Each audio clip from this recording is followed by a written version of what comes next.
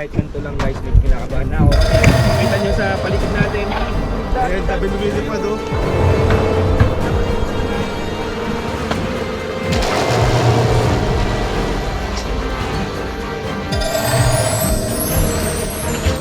Nahawakan lang sir oh.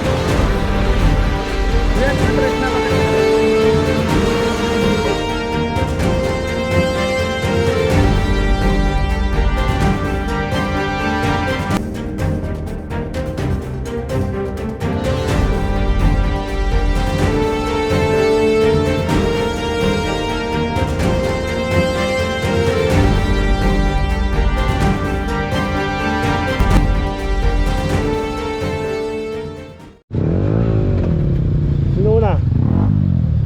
Hello guys, paalis na tayo ngayon dito sa Pogo Viewpoint.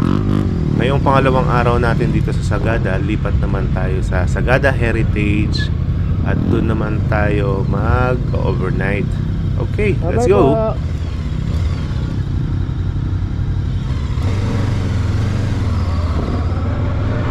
May katarikan ang kalsada dito sa Pogo Viewpoint.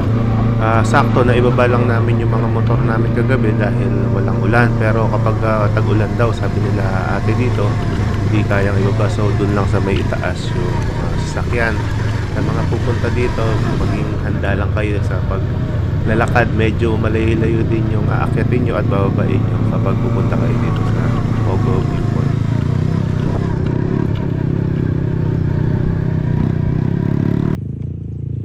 Yan, unang paakyat si Pops JJ. Panis! Pangalawa na, si darling ko, Jonathan, AJ Travel Vlog. Ayan, ito naman si Bap TV. Dala-dala niya ang motor ni J4. Hinihingal na ako guys. Parang naririnig ko hindi pa sila nakakaakyat. Ayan na nga. Sino ito? Si Par J4 tsaka si Bap TV.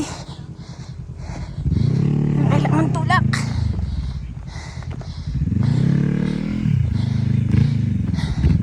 Kailangan talaga may isang taga-assist. Mga big bike kasi ito eh. Mabibigat.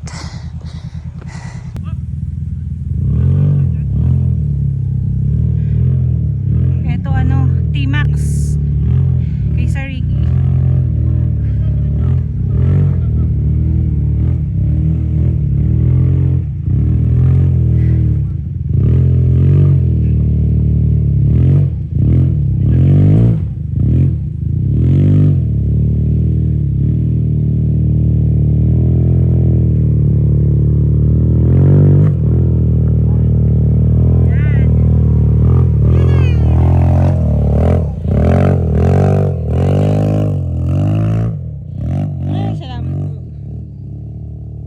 Versus 1,000.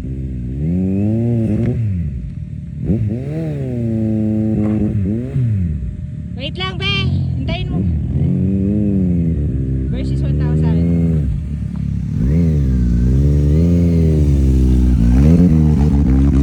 Lakas! Ito na ba yung mga nagtulak? Wala. Mga low CC yung driver.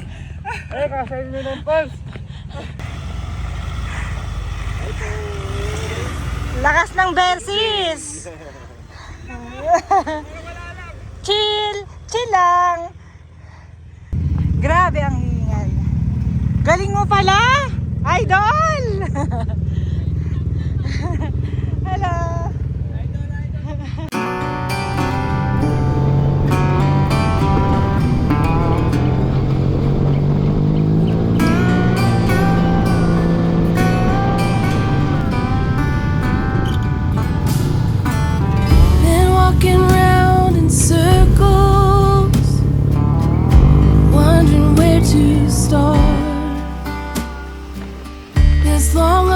Conversation, why we're falling apart, awake, tossing and turning, one more and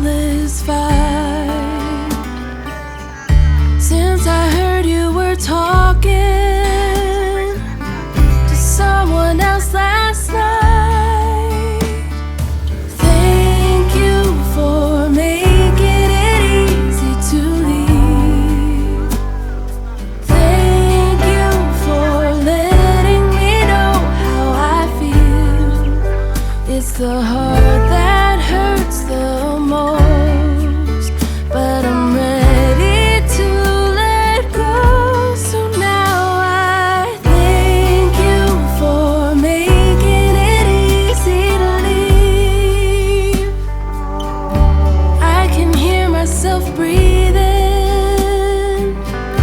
as I walk out the door, like a house caught on fire. There's no way back to before. Thank you for making it easy to leave. Thank you for letting me know how I feel. It's the heart that hurts the most, but I'm ready to let go.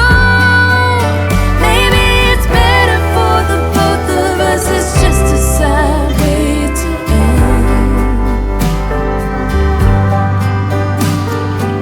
I thought we were the exception, but there's no way to mend. So now I thank you for making it easy to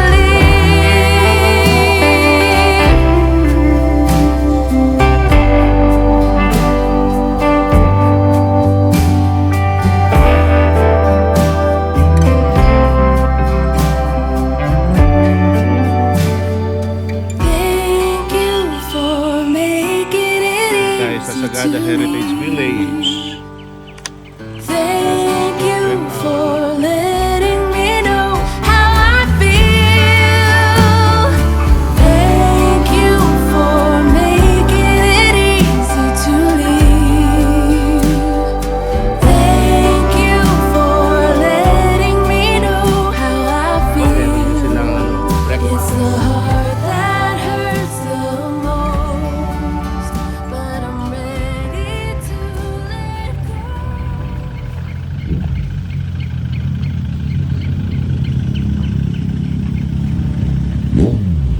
Uy!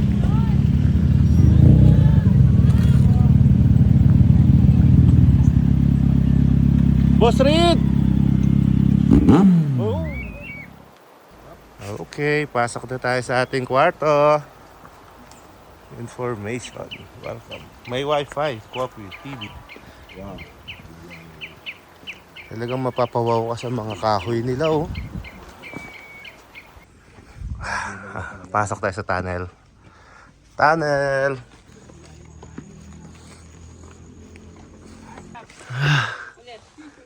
Nasaan yung minamahal kong asawa? Ay, darling! Hello! Ito, oh. Si Par JJ. Sa taas?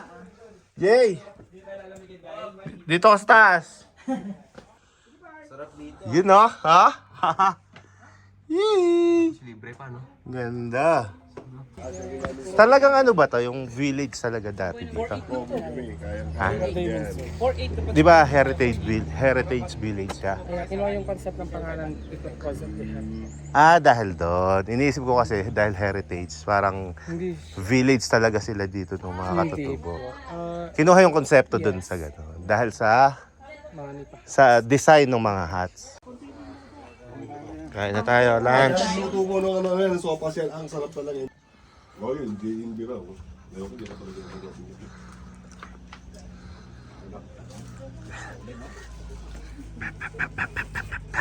Yung cultural yung gumagano.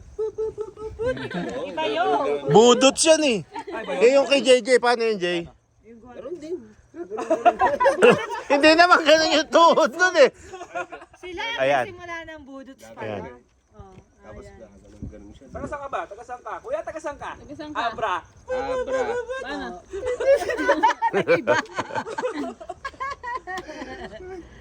Bap TV! Teng, teng, teng, teng, teng! Punta muna tayo na Orange Farm.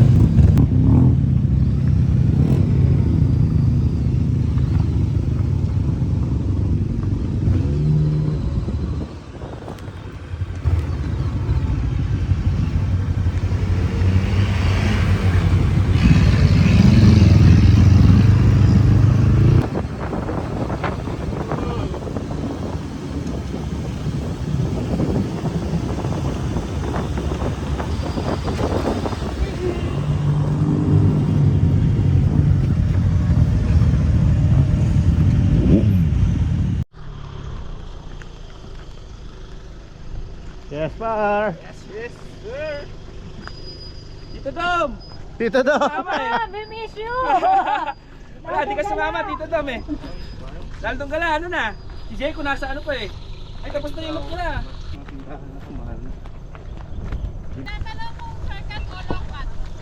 Shortcut. Basta kaya doon sa Ricky. Ay, oh, shortcut na lang pala. Hindi, mamaya paakyat. Sa van na lang. Bati niyo ako. Yan yung nangunguha ng bata eh. Hindi, kulay puti yun. Sige po. Maibababa pala mismo doon. Par, pahiga. Yung pa-slide yan na lang, Angela. Slide pwede. Ayan, slide. Sasabaw din kasi yung pake. Tulong Darling. mo, kapatid mo, par. Darling. Uy, ang lalaki ng mga sunflower, oh. Ayan na! Bap TV! Tumatakbo pa ako, par. Yes, par. Adventure. Solid. Uy. May kalsada naman pala. Ano? Pwede natin ibaba pala yung motor eh. No. Ito yung pinakahahantay nyo. Watch and learn. Muntik na akong mamatay, par. Mamatay, par. Lapit lang. So yun nga guys, naglakad na kami ng mga more than 5 minutes. Tapos may dumaang van kanina kulay green, di ba? Ayun siya. Ayun ha. Yung sabi ko nangunguha ng bata, sabi niya hindi. Ayun oh. May tatanong ako kay kuya. Kuya, ikaw yung nag-drive ng van, kuya ka na. Wala lang tinapay dahil yan ang ano. Bakit nakadiretso yung van? Ba't naglakad kami? Di, ayun, parang exciting. Mas exciting yung... Yan no, Mick. Di ba nagkape na tayo? Mamaya tayo magkape pag ano. Ano nito eh, bawal po kasi sa amin ito. Oo, bawal talaga, no? Hindi talaga ano yan sa amin. Sitio Balugan. Tikman na natin. Sitio Data. Balugan. Balugan. Orange. Orange naman yun. Orange. Ang tamis? Interview natin si Sir. Sir, kayo po ba tamis? yung... Kaya Felix, ganun kaya tandaan na po yung mga halaman? 6 years na. Dahil nag-start kami ng katapusan ng 2017. September. September Tapos, kami nag-start. dami tanong ano. Tapos po, yung sa 7 years, hanggang ilang taon po sila mamumungan? No? According sa mga nauna din, at sa mga pagtatanong namin sa mga naunang nagtanim, eksperto, yung mga kaibigan namin dyan sa Parasilis na tunin, magto 20 years na. Oh, talaga? Buhay pa rin. Mm-mm. Buhay pa rin yung mga oranges. Depende naman sa pag-asikaso mo. Tapos po yung isang puno na ganun, ilang kilo po kaya ang binubunga nun, more or less? Sa ano ko sa ganitong kaliit kung namunga lahat ang isang panyan, aabot yan ng 30 to 40. Ang isang puno? Ang isang puno. Ilang puno naman po lahat ng sa 5,000 hectare, square meters? Almost 120 itong side na ito, ano, ng farm 2, mga 120 yan, exactly 120. Plus may accounting na itanim ko sa baba, almost abot siya ng 150. 150 na At po, dito sa taas. dami.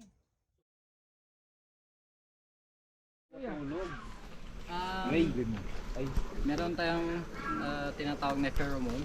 So yung pheromone na yun yung amo nila sa loob. So pag may in case na may nangisting na isa, so aalis yun, babalik dito, isusumbong niya sa kasama niya na may na-sense siyang danger.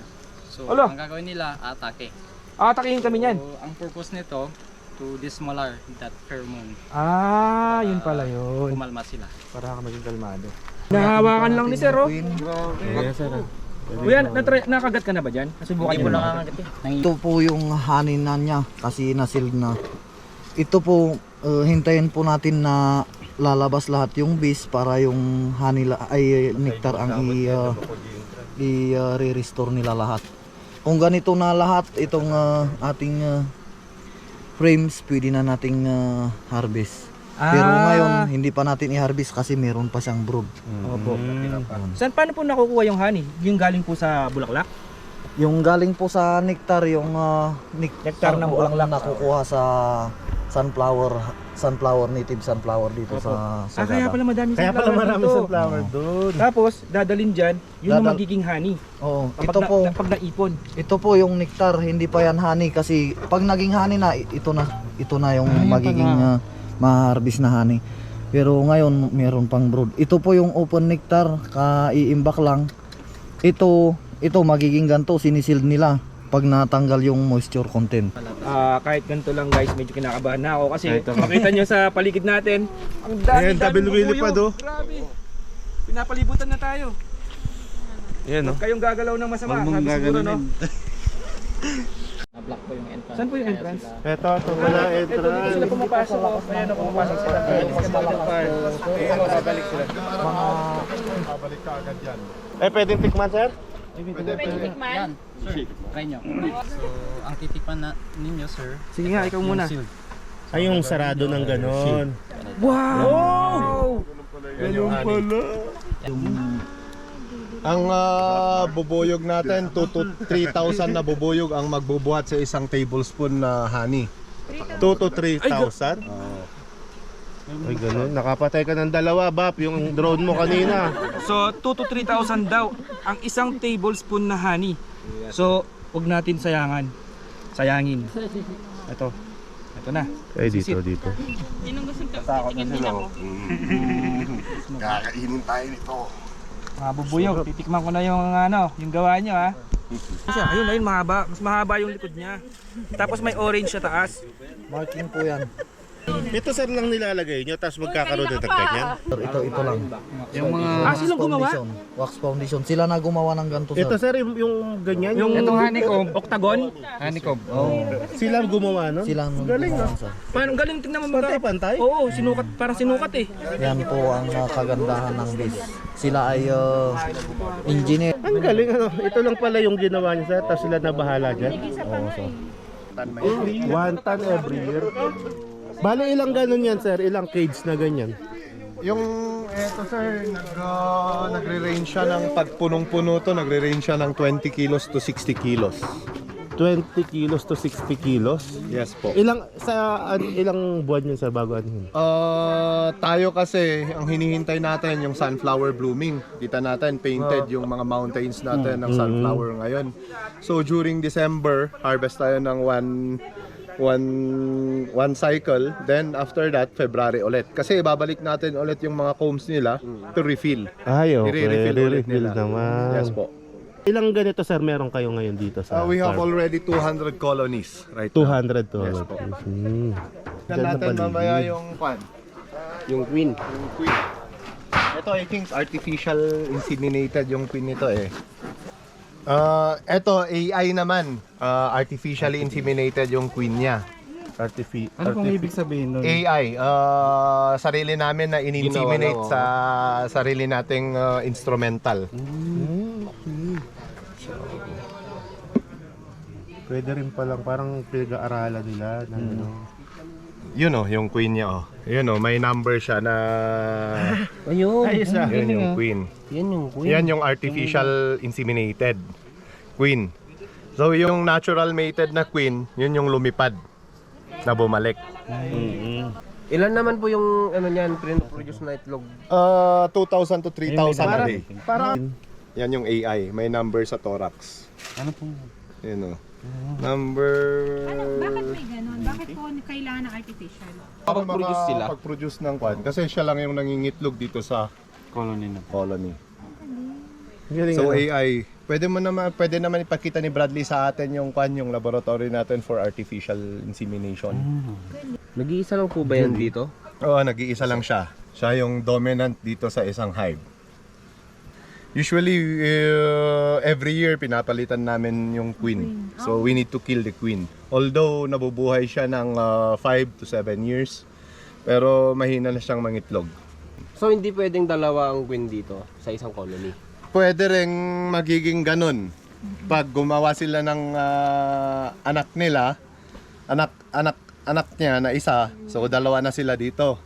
So hintayin natin ng 1 month, papatayin din yung mother. Okay. Pamalit lang siya. Hindi pwedeng dalawang queen. Ang buhay ng mga bees natin 60 days lang. Ayan, mga yan. Pag mamamatay sila, iuwi nila yung katawan nila dito sa loob at itatapon ng mga bees din yung katawan ng kasamahan nila. So eto, may 3 cycle to. Meron tayong tinatawag na nurse bees. Pag pisa nila, magiging nurse bees sila. Tapos guard bees, then forage. So sila na yung, pag medyo matanda na sila na yung nagbubuhat ng mga nectar, pollen sa mga flowerings natin. Galing ano? Yun nga, sabi ni Albert Einstein, pag walang bees, mamamatay din ang mga tao.